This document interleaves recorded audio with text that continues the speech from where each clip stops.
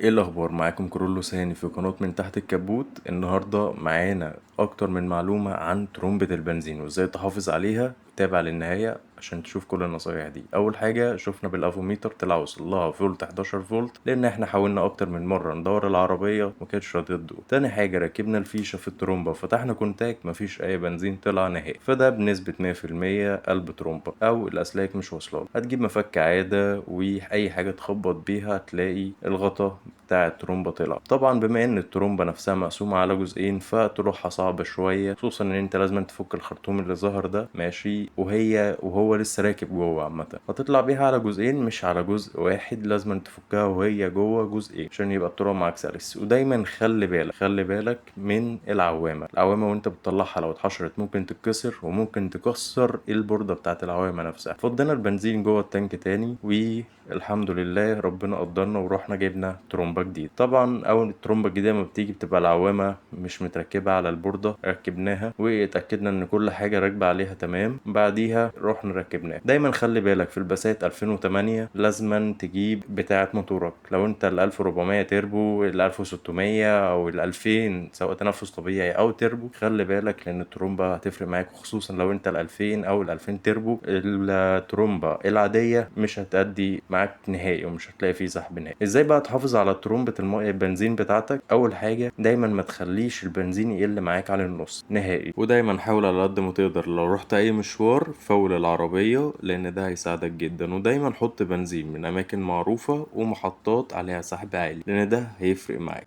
لو عطلت تقدر تكلمنا في اي وقت، هجيلك من غير اي مصاريف اضافية. وهسيبكوا دلوقتي مع صوت العربية وهي اول دوارة.